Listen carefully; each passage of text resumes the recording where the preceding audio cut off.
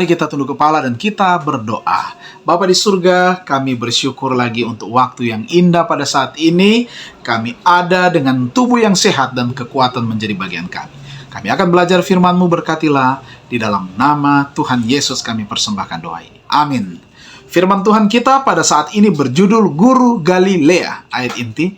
Dan sama seperti Musa meninggikan ular di padang gurun, demikian juga anak manusia harus ditinggikan. Yohanes pasal 3 ayatnya yang ke-14. Sesudah kematian Stefanus, bangkitlah melawan orang-orang percaya di Yerusalem suatu penganiayaan yang sangat kejam, sehingga mereka semua kecuali rasul-rasul tersebar ke seluruh daerah Yudea dan Samaria. Tetapi Saul berusaha membinasakan jemaat itu, dan ia memasuki katanya rumah demi rumah dan menyeret laki-laki dan perempuan keluar dan menyerahkan mereka untuk dimasukkan ke dalam penjara.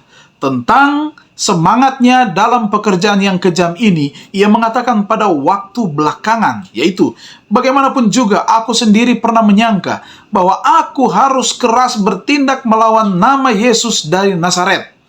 Hal itu kulakukan juga di Yerusalem. Aku bukan saja telah memasukkan banyak orang kudus ke dalam penjara. Dalam rumah-rumah ibadat, aku sering menyiksa mereka dan memaksanya untuk menyangkal imannya.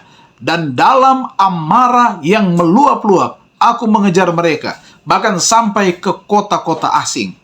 Bahwa Stefanus bukannya satu-satunya yang menderita kematian boleh kelihatan pada perkataan Saulus sendiri, yaitu, tetapi aku juga setuju jika mereka dihukum mati, dalam Kisah 26 ayat 9-11. Pada masa bahaya ini, Nikodemus datang ke muka dalam pengakuan yang tidak khawatir akan imannya dalam juru selamat yang disalibkan. Nikodemus adalah seorang anggota Sanhedrin dan dengan orang-orang yang lain telah katanya digerakkan oleh ajaran Yesus.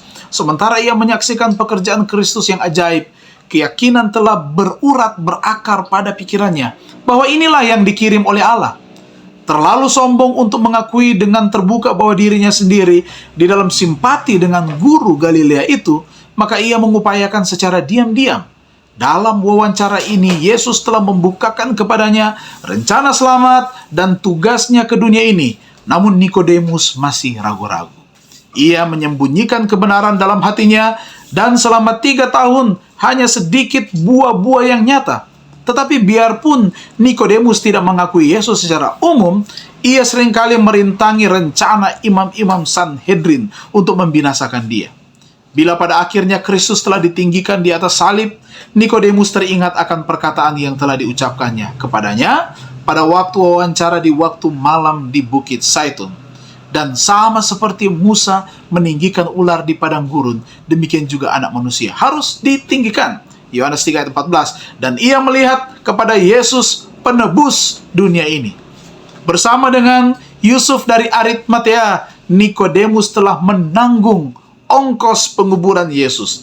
Murid-murid takut untuk menunjukkan diri mereka sendiri sebagai pengikut-pengikut Kristus.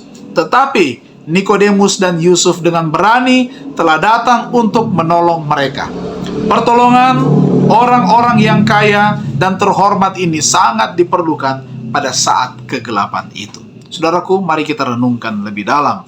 Bagaimana saya dapat menghindari mengabaikan mereka yang mungkin tidak mengakui Kristus secara terbuka?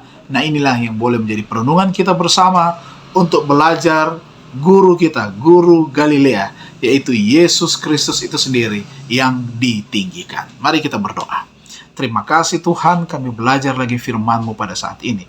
Ajarlah kami untuk senantiasa tetap setia kepada Tuhan, setia mengikuti akan tabiat Kristus di dalam kehidupan kami.